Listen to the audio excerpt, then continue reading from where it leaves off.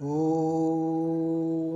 भद्रं कर्णेभिः शृणुयाम भद्रं पश्येमाक्षभिर्यजत्रः स्थिरैरङ्गैस्तुष्टुवागुंसस्तनूभिर्व्यसेमहि देवहितं जदायुः। ॐ शान्तिः शान्तिः शान्तिः।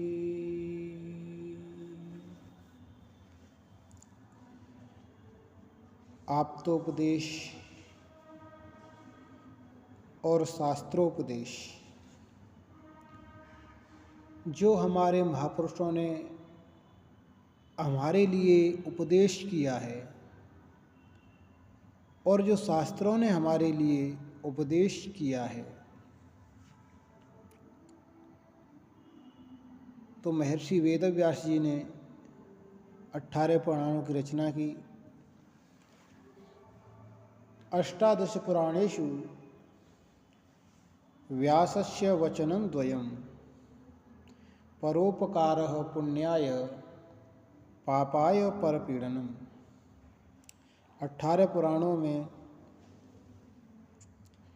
और महर्षि व्यास जी के स्वयं के अनुभव दो ही प्रकार के वचन कहे। सबसे बड़ा पुण्य है तो परोपकार, परोपकारः पुण्याय, पापाय परपीडनम्। सबसे बड़ा कोई पाप है तो दूसरों को कष्ट देना, दूसरों को सताना। शिव पुराण में कहा कि यो वै सामर्थ्ययुक्तस्य नोपकारं करोति वही तत्सामर्थ्यं भवेत् व्यर्थम परत्र नरकम व्रजेत।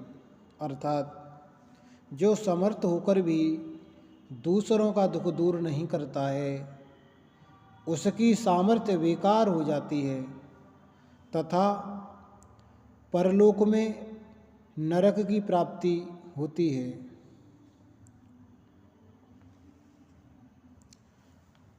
जीवन में धन, संपत्ति, शक्ति, यश, पद, सौंदर्य, ज्ञान और त्याग से व्यक्तित्व में आकर्षण और निखार आता है। अभावग्रस्त दीन दुखियों के हितार्थ धन का त्याग करके दिव्यता, शांति तथा आनंद की प्राप्ति होती है। असहाय जनों के रक्षण तथा अन्याय अत्याचार का विरोध करने में शक्ति की सार्थकता है। इससे लोक परलोक दोनों संवरते हैं। शास्त्र प्रतिपादित ईश्वरीय आज्ञाओं का पालन करते हुए दयार्द चित्त से सरोपकार करने से स्वयश की प्राप्ति होती है।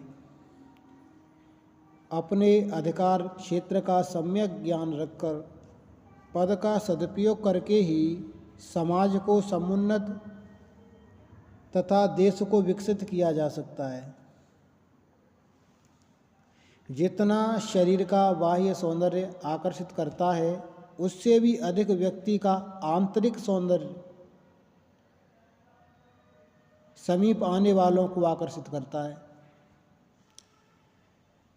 पूर्व जन्म में प्राप्त धन किसी को भी दूसरे जन्म में नहीं मिलता, परंतु ज्ञान का संस्कार प्राप्त होता है। अतः प्राप्त ज्ञान का आचरण करते हुए कुमार्ग में भटके हुओं का मार्गदर्शन करने से ज्ञान सार्थक होता है।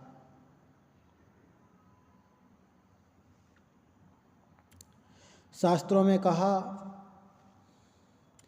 कि परोपकाराय फलन्ति वृक्षाः परोपकाराय वहन्ति नद्यः परोपकाराय दुहन्ति गावः परोपकारार्थमिदं शरीरम् परोपकारार्थमिदं शरीरम। परोपकाराय फलन्ति वृक्षा। जो वृक्ष फल फूल औषधि वनस्पतियां देते हैं वो परोपकार के लिए देते हैं, उनके अंदर त्याग भावना है। और परोपकार के लिए ही नदी निरंतर बह रही है, पशु पक्षी जीव जंतु सबके जल की पूर्ति कर रही है। परोपकाराय दुहंति गाव। जब गोदोहन होता है तो उसका दुग्ध परोपकार के लिए प्रयोग होता है, और ये शरीर भी परोपकार के लिए है। अर्थात इन सब के अंदर त्याग भावना है। बादल वर्षा करके, वृक्ष फल देकर और सत्पुरुष परहित के लिए जीवन समर्पित करते हुए प्राप्त सुख संसाधनों का सर्वहितार्थ त्याग की प्रेरणा देते हैं। कहावत है कि वृक्ष कबहु नहीं फल बके और नदी न संचय नीर, परमार्थ के कारणे साधु न धरा शरीर।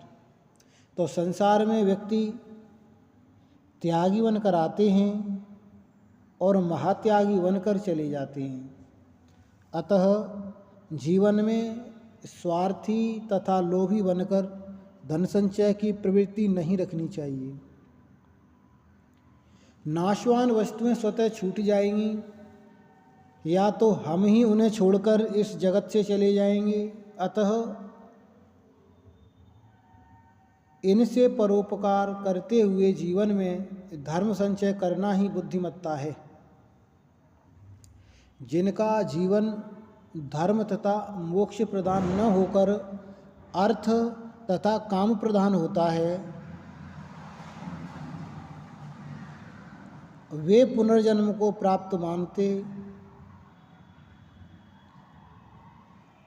ऐसे लोग स्वसुख और भोग सामग्रियों की प्राप्ति के लिए संपूर्ण जीवन लगाने वाले स्वार्थ के कारण दूसरों को मिलने वाले दुख पर विचार न करने के लिए कारण अधोगति को प्राप्त होते हैं।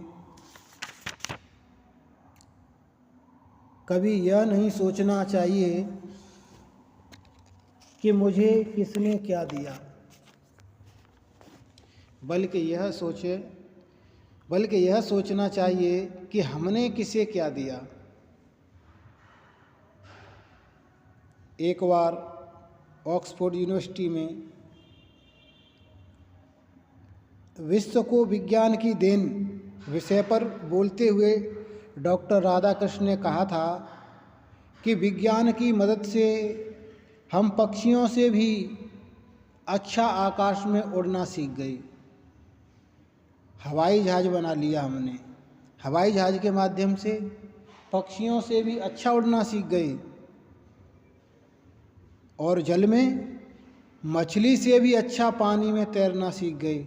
समुद्री जहाज बना लिया हमने, परंतु अभी हम धरती पर रहना नहीं सीख पाए।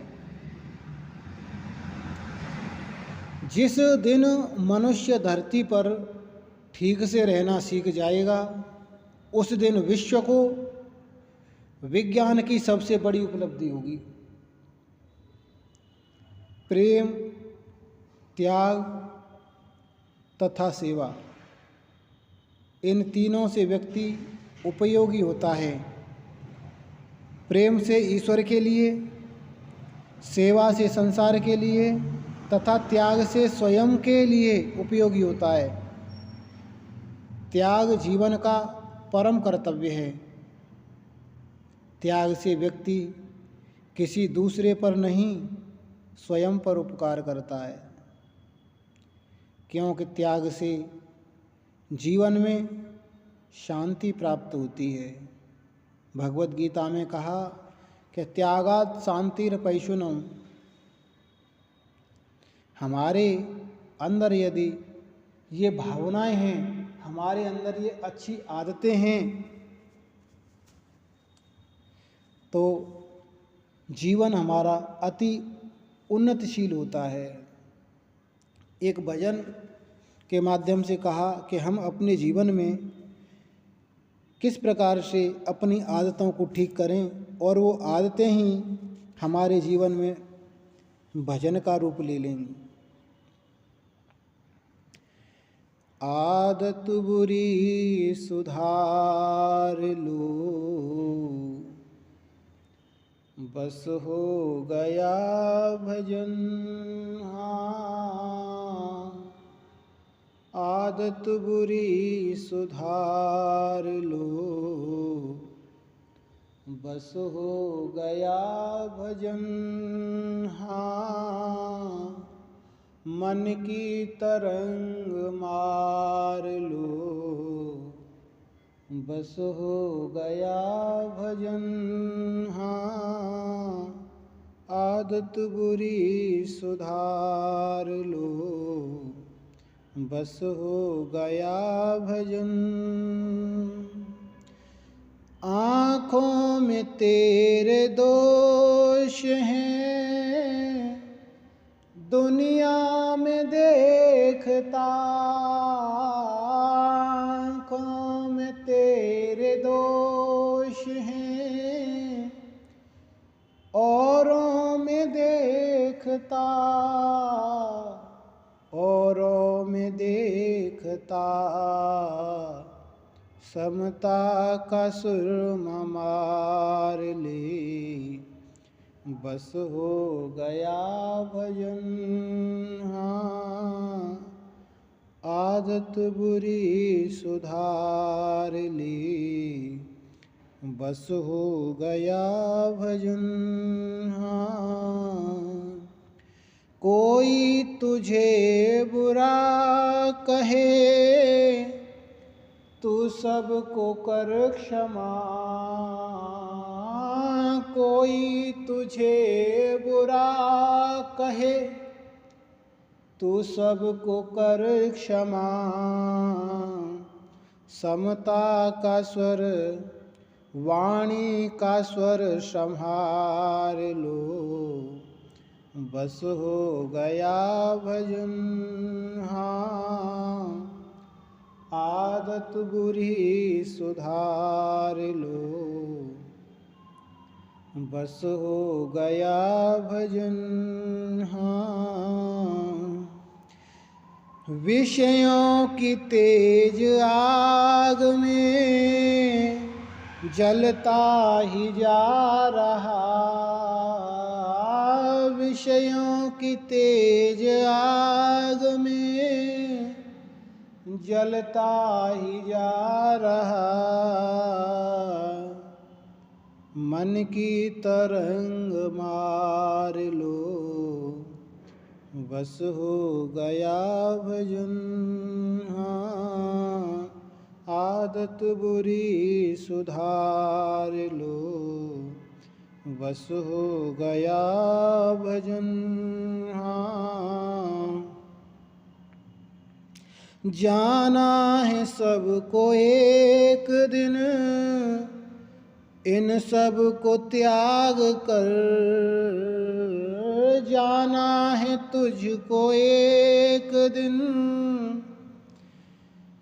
जाना है सबको एक दिन, इन सब को त्याग कर।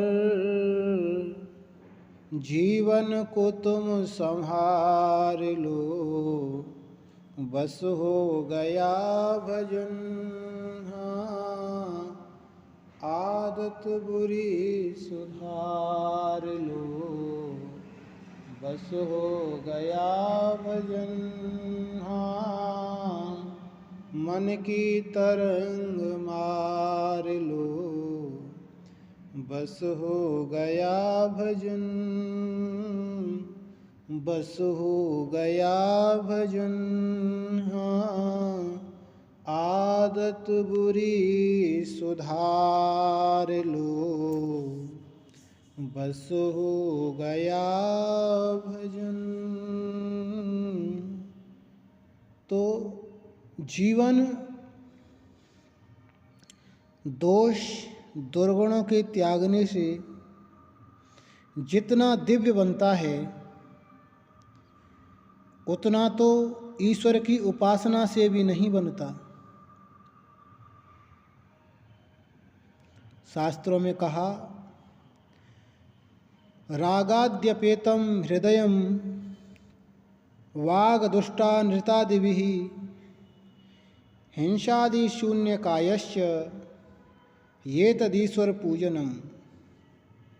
यदि हमने अपने हृदय को राग द्वेष से रहित बना लिया, वाणी को झूठ से, छल कपट से तथा कठोरता रहित कर लिया तथा शरीर को हिंसा, चोरी आदि व्यभिचार शून्य बना लिया, तो हमने ईश्वर की सच्ची पूजा कर ली। आपने बहुतों को यह कहते सुना होगा कि जीवन एक संघर्ष है। इसका तात्पर्य लोभ या स्वार्थ के वशीभूत होकर पद, धन, अधिकार और वैभव की प्राप्ति के लिए लड़ना नहीं है, बल्कि अपने अंदर स्थित दोष दुर्गुणों को दूर करने के लिए अपने मन, बुद्धि और इंद्रियों से लड़ना है। महाभारत में अपने अंदर विद्यमान 6 शत्रुओं से, जो काम, क्रोध, लोभ, मोह, मान और मद को जीतने की प्रेरणा दी गई है। इन भीतरी शत्रुओं को तो जीत लेने वाले पुरुष के लिए संसार में कोई भी शत्रु शेष नहीं रह जाता।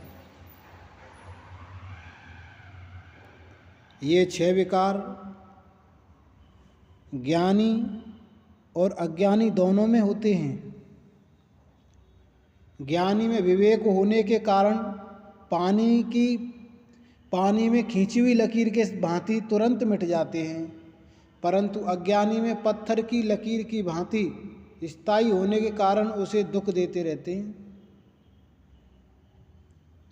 सुख और दुख दोनों शिक्षाप्रद हैं, परंतु सुख से भी ज़्यादा दुख से शिक्षा मिलती है।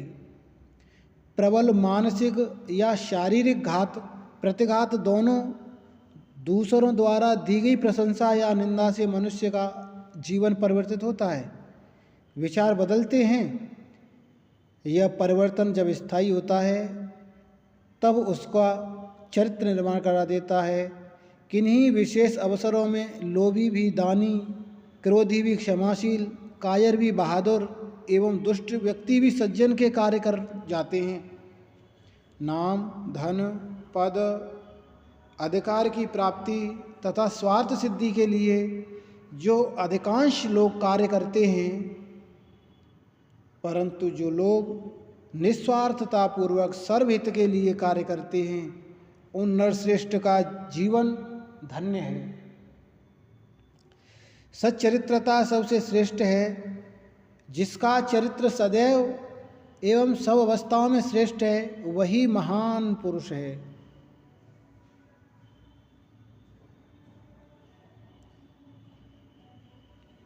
सुख भोगने की चाह में व्यक्ति विवेक शून्य होकर स्वार्थ में अंधा हो जाता है। दूसरों की सुख सुविधाओं का ध्यान रखने वाला सबका दिल जीतकर सबके हृदय में राज्य करता है। निस्वार्थता एवं परोपकारिता ईश्वर और मृत्यु को सदैव याद रखने से बढ़ती है। परिवार तथा संसार में धाये की तरह रहो, जिससे सब छोड़ते समय दुख न हो। धाय जो होती है वो अपने मालिक को, अपने मालिक के बच्चों को अपने बच्चों की तरह बड़े लाड़ प्यार से पालन करती है, परंतु नौकरी से हटने पर छोड़कर चली जाती है। उसे उन्हें छोड़ने पर जरा भी दुख नहीं होता है, क्योंकि उनमें ममता एवं आसक्ति नहीं होती है।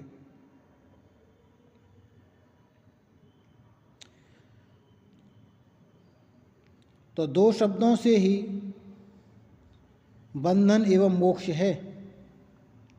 शास्त्रों में कहा द्वे पदे बंध मोक्षाय न ममेति ममेति च ममेति बध्यते जंतु न ममेति प्रमुच्यते। मेरा है यह मानने से बंधन, मेरा कुछ नहीं सब कुछ ईश्वर का है यह मानने से मोक्ष होता है। हम लोग प्रतिदिन आरती करते समय भगवान के सामने कहते हैं, हे प्रभु तन मन धन सब तेरा, प्रभु सब कुछ है तेरा, तेरा तुझको अर्पण, प्रभु जी का प्रभु को समर्पण, क्या लागे मेरा ओम जय जगदीश हरे।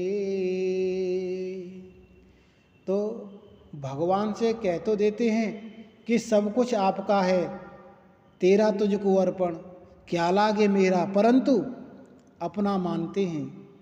यह ईश्वर के प्रति कपट भाव है। मन से मान लो कि सब कुछ भगवान का है, इससे निर्लिप्तता बढ़ती है, जिससे कल्याण होता है। जगत को सराय एवं स्वयं को मुसाफिर समझें। राग रूपी लकड़ी को जलाने के लिए वैराग्य अग्नि के समान है। लकड़ी जल जाने पर अग्नि स्वतः बुझ जाती है, वैसे ही वैराग्य राग को मिटाकर स्वतः मिट जाता है। जो हमारे अनुकूल होते हैं उनसे राग, और जो हमारे प्रतिकूल होते हैं उनसे द्वेष स्वतः हो जाता है। दोष मालूम होने पर भी त्याग न करना राग है, और गुण मालूम होते हुए भी ग्रहण न करना द्वेष है। तो राग त्याग नहीं होने देता और द्वेष प्रेम नहीं होने देता, क्योंकि त्याग एवं प्रेम से राग द्वेष मिट जाते हैं। जीवन में सभी दोष राग द्वेष एवं सभी अच्छाइयाँ प्रेम एवं त्याग से आती हैं। शास्त्रों में कहा यौवनम जीवितम चित्तम छाया लक्ष्मीश्च स्वामिता चंचलानि षडेतानि ज्ञात्वा धर्म रतो भवेत्। जवानी, जीवन, चित्त, छाया, संपत्ति और स्वामित्व, ये 6 चंचल हैं, अर्थात स्थिर रहने वाले नहीं हैं। ऐसा जानकर धर्म के मार्ग पर चलना चाहिए। आत्मकल्याण चाहने वालों को नाशवान से प्रीति न बढ़ाकर अहंकार विहीन विनम्र जीवन जीते हुए मैं भगवान का हूँ, वे मेरे हैं, यह भाव मन में सदैव रखते हुए निर्भय हो जाना चाहिए।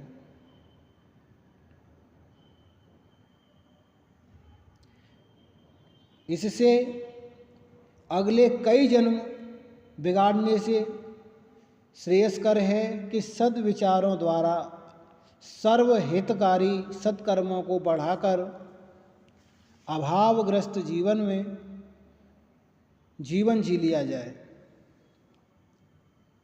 लोक कल्याण को आत्मकल्याण से अधिक महत्व देना सच्ची महानता है। सांसारिक सभी संबंधी एक न एक दिन छूट ही जाते हैं। सत्यम माता तो सभी कामना, तृष्णाएं, वासनाएं और अहंकार का त्याग ही सच्चा त्याग है। कर्म फल का त्याग करने वाले मनुष्यों के कर्म का अच्छा और बुरा तथा मिला हुआ 3 प्रकार का फल मरने के बाद अवश्य ही प्राप्त होता है। परंतु कर्म फल का त्याग, कर देने वाले मनुष्य के कर्मों का फल किसी काल में भी नहीं होता है।